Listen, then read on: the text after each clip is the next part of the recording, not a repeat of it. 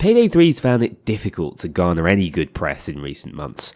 The UI redesign fell flat on its face, lacking functionality. The most heavily demanded heist, First World Bank, hardly made a dent with its target audience, and amidst it all, the talk has been squarely focused on Starbreeze's plans to reduce investment in this flagship title moving forward. Things somehow got even worse last week when it was discovered even more layoffs had likely taken place, impacting entire divisions at the company. So, backs against the wall, Almir called in a favour. Denison Games have genuinely provided Payday 3 with a lifeline in the form of fan-favourite character Hotline Miami's Jacket, returning from Payday 2 in the hopes of turning around the sequel's fortunes. Alone, there's only so much a character pack can do, but if there's one IP that can move mountains, it has to be this one.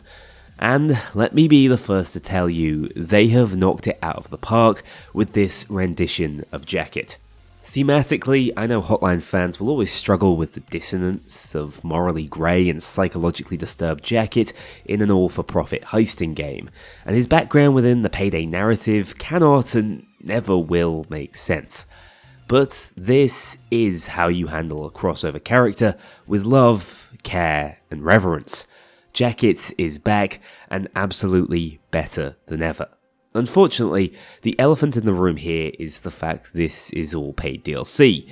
This makes sense, bearing in mind he's a licensed edition and Starbreeze have been leaking money since the game launched, just trying to cover server costs.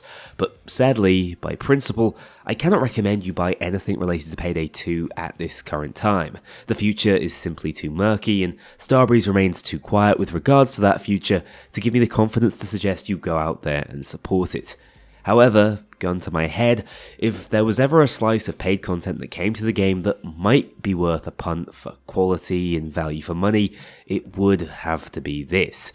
At just $5, it's clear they've pulled out all the stops to keep this as cheap as possible, bearing in mind this is what they sold Payday 2 character packs for 10 years ago. So even ignoring inflation and the increased cost of developing Unreal, this is a good deal on the surface.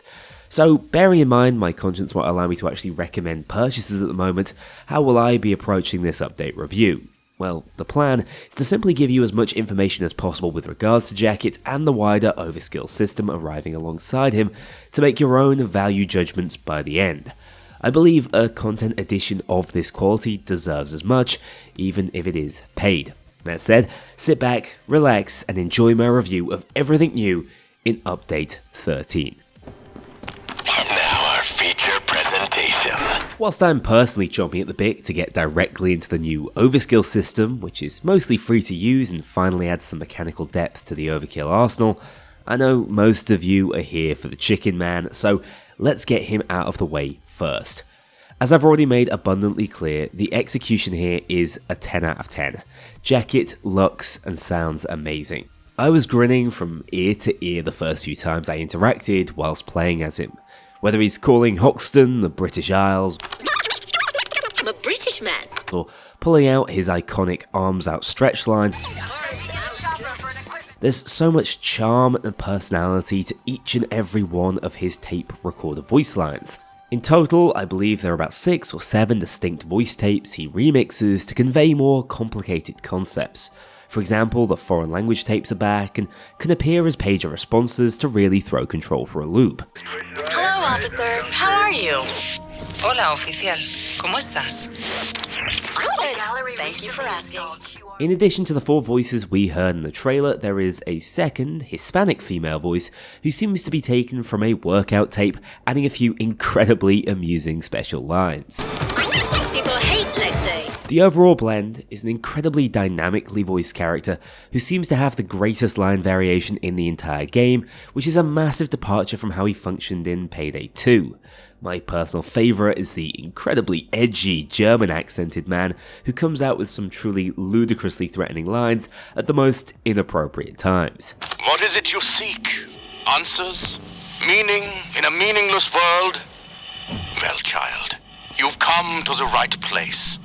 I have every answer to every question. Right. That sounds great.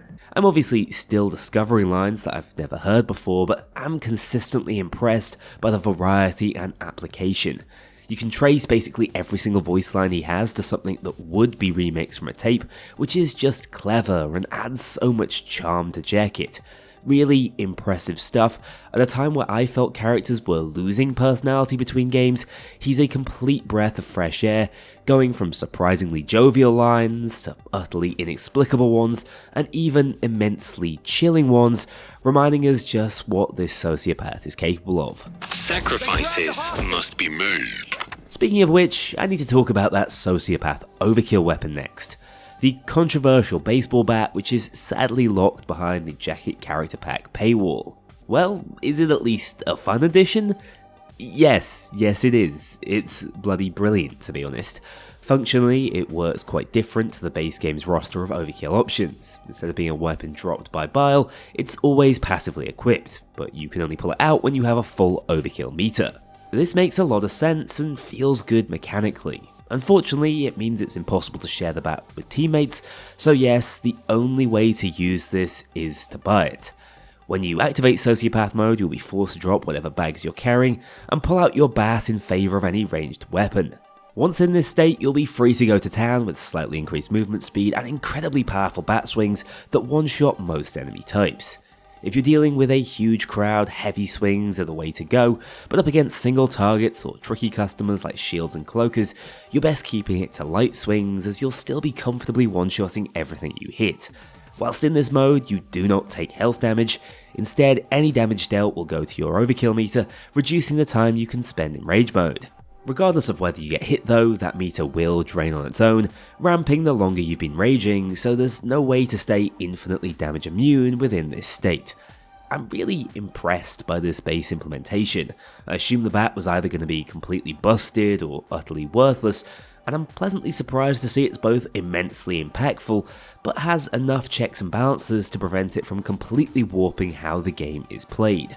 For instance, whilst it excels up against large groups of cops, it's not a great option against dozers, and snipers will knock you straight out of it, meaning if you activate it in the wrong area, it's very easy to completely waste the cooldown. More important than any of that though, it's just so satisfying to use, helped by the addition of a Hotline Miami themed rage song that plays throughout its duration and even nearby teammates can hear to really get you into that Jacket headspace. And kill mighty kings.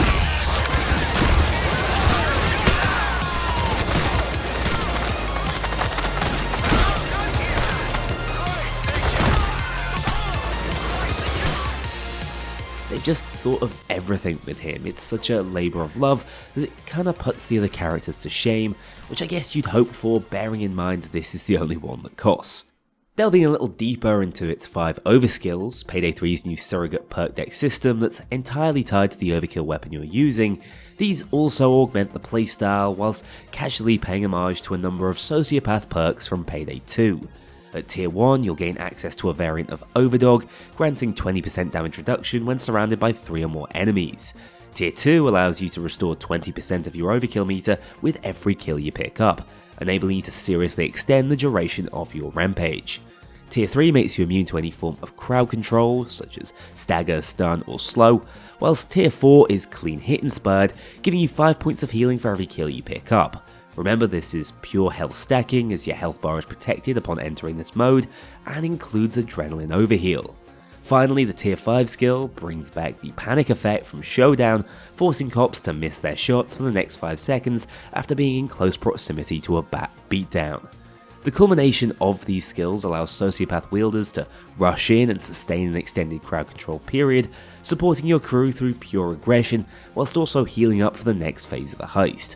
Although this sounds fairly busted, and trust me, it can be very strong, it absolutely nails the power fantasy, but isn't without its own pitfalls, forcing you to miss position, which can be dangerous mid-assault as you come out of your rage.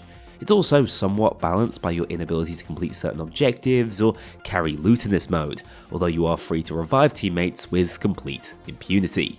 Once you play with the bat, you will quickly realise this isn't a melee system, it's very much an overkill weapon. I don't believe you'll feel like you're missing out on a crucial mechanic if you don't have this DLC, you'll just be missing out on a good time. The thing is, in an ideal world, Sociopath would be free, and we'd instead have a unique weapon for Jacket to add value to the DLC, instead of a simple preset. But truth be told, I can see why Starbreeze have done it this way. The bat is tempting, and sales have to be like gold dust right now. But trust me when I say, it's not a mandatory purchase, you don't have to give in to FOMO, nor is it the return of a key feature from Payday 2 hidden behind a paywall. This is something entirely different in execution, and I will not be letting Starbreeze off the hook. Functional melee is still an essential addition in the future if this game is going to continue on a more upward trajectory. So this has to be an excellent test run of something that I hope becomes more universally available soon. That is the bulk of what the Jacket character pack offers, however we do need a proper look at the man himself before moving on. Yes, they have decided to go with the bleach blonde look.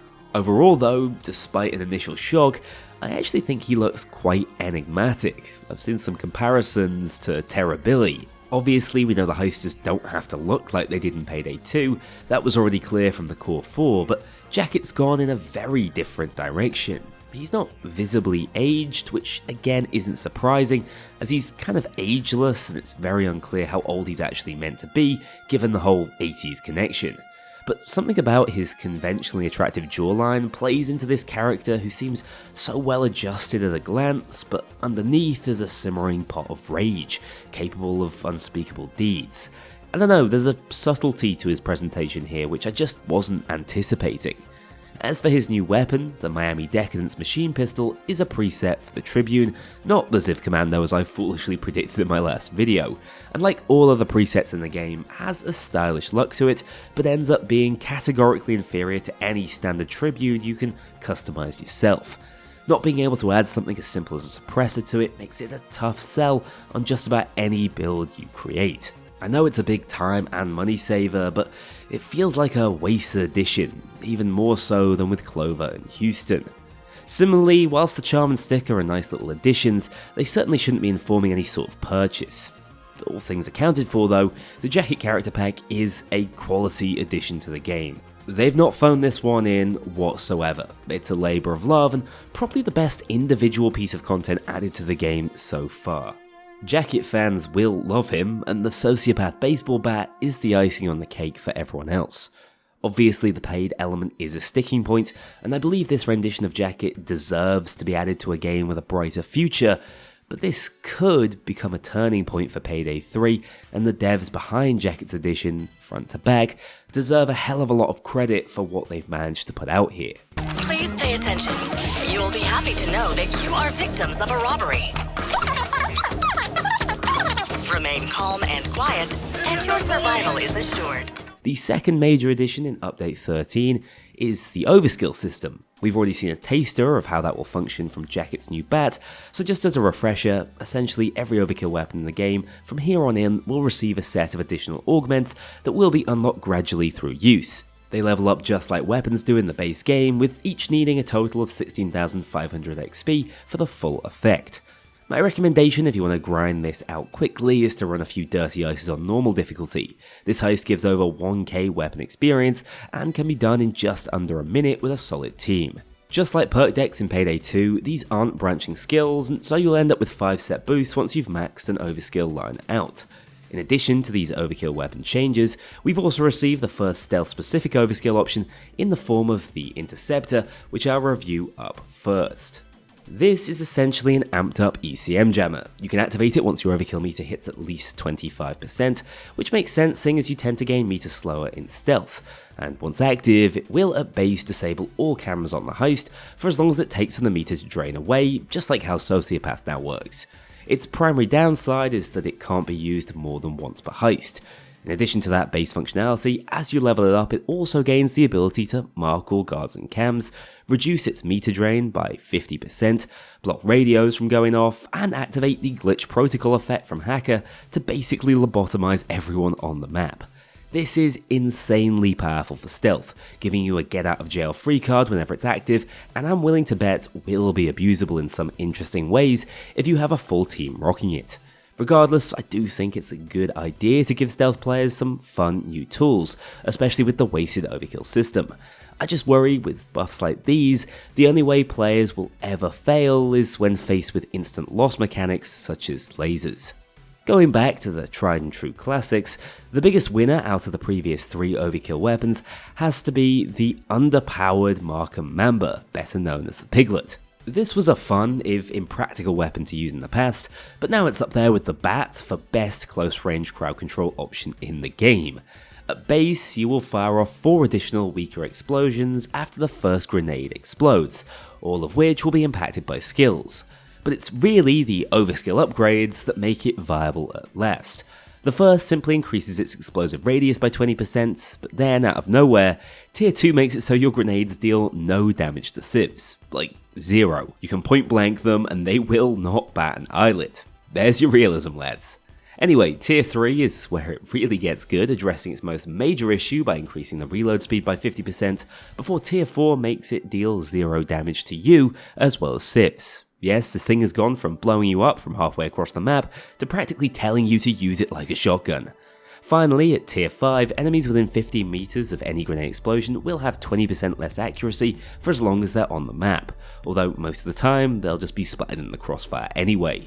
This continues the trend of each Overskill line bringing some sort of survivability boost or team utility, which is quite reminiscent of how perk decks functioned in Payday 2 and seems like an intentional design decision.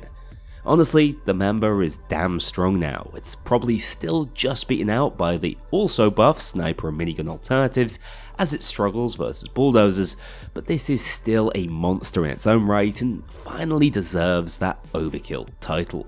Speaking of the sniper, the Red Fox now provides a passive graze-like effect on all of its shots, at base dealing 20% of a body shot's damage and 60% of a headshots to other enemies within 3 meters of the target.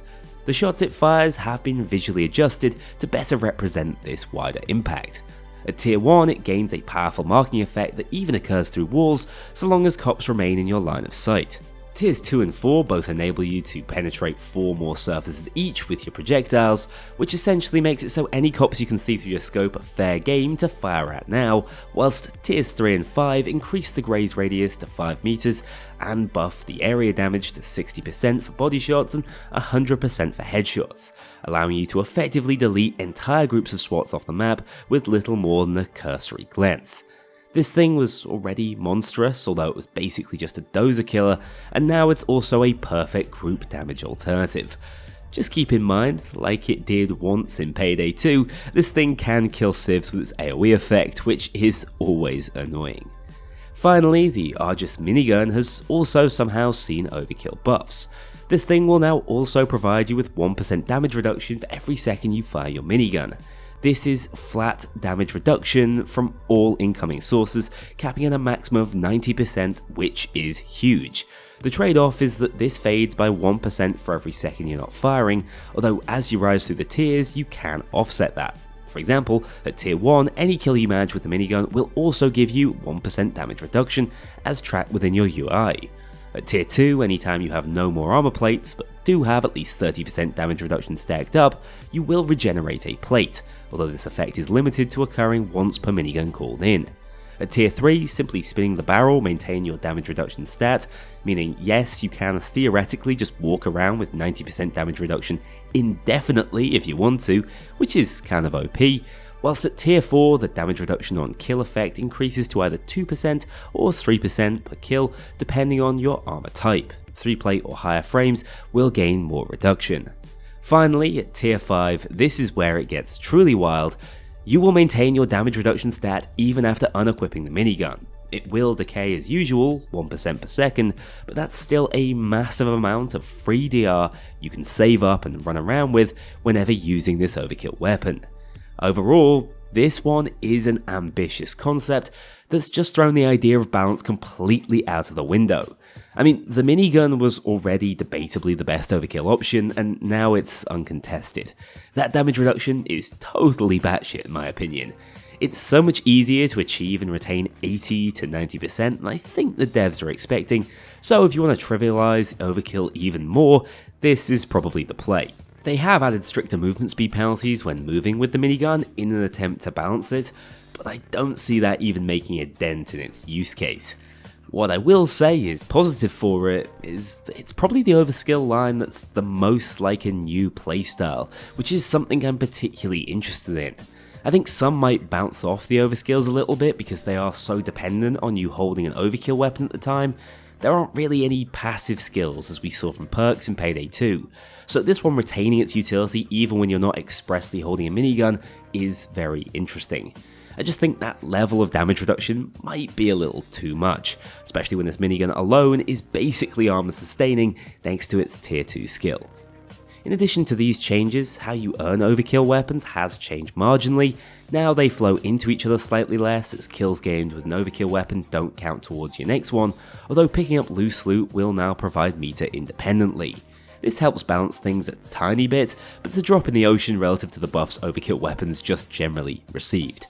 Taking a step back and looking at this new system as a whole, I think it has the makings of something tremendously fun. I especially like what they've done with the Mamba, which was struggling, and the Sociopath line also feels relatively balanced. Admittedly, that balance is all over the place at the moment as we somehow got even stronger relative to the cops, but with a little refining and more of this creativity, I can see Overskills becoming a core mechanic that holds people's interest, at least more than the game's current skill system does. It's also something new to unlock, which is rare for veteran players. Overkill weapons needed to be repurposed somehow, and this is an excellent step to make them more core to the gameplay. The only thing missing now is easier, more convenient call-in locations, and fewer related bugs. There are still heists, such as Diamond District, that will randomly steal your drops, which is extra frustrating when this mechanic just received so much external love. So, Jacket and Overskills are the massive additions that you can't help but notice when you log on. What else does this update offer? Well, for one, a solid C-stack injection for anyone who played over the past month, as they have now fixed daily challenges and compensated us accordingly for all the time missed. The UI has also seen some functional tweaks, especially in the inventory and Overkill weapon menus, and there are some minor heist additions, such as the ATMs on some heists like Diamond District now being crackable, as they are in First World Bank. Fall damage has also been given a gentler curve, meaning you won't be taking as much spike damage from mid-distance falls. You can also expect a new set of Twitch drops complete with a Valentine's themed mask, a Teddy Moo charm to complete the trifecta, a pair of saucy stickers, and a mass pattern. Although the fact that we're somehow still missing the Mass Mania mass is reaching the point of utter ridicule. You might have also missed that the game is now on PlayStation Plus from February, meaning prospective PS5 players can take the plunge for no additional cost right now, so long as you pay for the service. Sadly, that doesn't come with Jacket or any of the other DLCs, but there is still plenty to try out with the new Overskill system if you're a new or returning player. When I look at this update in isolation, as objectively as possible, it has to be the most positive I've felt about Payday 3 content in well over a year. Which is a shame, as when I look at it within the turbulent context of Starbreeze's current state of being, so much of that optimism deflates in an instant. I really appreciate what they've done with Jacket, and I suspect even Payday 3's most unflinching critics will be suitably impressed by how well he's been implemented. I'm happy to not be moaning about DLC pricing this time, as this $5 price tag comes as a really pleasant surprise, and I think we have Denison partially to thank for that. But that's not underselling the work that's evidently gone into Jacket. In another lifetime where we weren't dealing with uncertainty and reduced investment, I might even be so bold as to call it a possible sign of things to come. As for Overskills, they fall just short of being the playstyle defining linchpins that perk decks were to Payday 2, but are still a massive improvement on the Overkill system and have done enough to justify their existence in the game up to this point. I think it's fairly obvious at this stage that the game needs a balance pass, as the SWATs are currently losing the arms rate about 10-1 and desperately need some love. But as long as we're not waiting too long between updates, I don't think this is a terrible state for the game to be in temporarily. So if this is Payday 3's swan song, with little else shared in the pipeline beyond Armor 2.0, I feel like I need to retract previous titles and statements. Not with a bang, but a whimper doesn't do it justice. Update 13 is fighting tooth and nail. It might be fighting a little bit dirty, using the power of emotions, nostalgia, and reminders of a better time, but it's still deserving of a hell of a lot of recognition, because in truth, Jacket has been handled exceptionally. Thank you so much for watching. I hope this Update 13 and Jacket Character Pack Impressions video has been useful and informative. Let me know where you stand on the whole paid DLC situation right now. Will you be taking a punt on Jacket regardless of the macro situation? I think it's such a tricky time to be a Payday fan. I want to shout both at and for the game, which does make things a little complicated. Anyway, take care and I'll see you all later on for the usual update stream. Coming soon. Nothing. A huge thank you to my dedicated Patreon backers. If you want to join this crew in going infamous, check out the link below and pledge as little as $2 to see your name in the credits, or get 24-hour early access to future videos and vote on upcoming content. Take care, I'll see you all soon.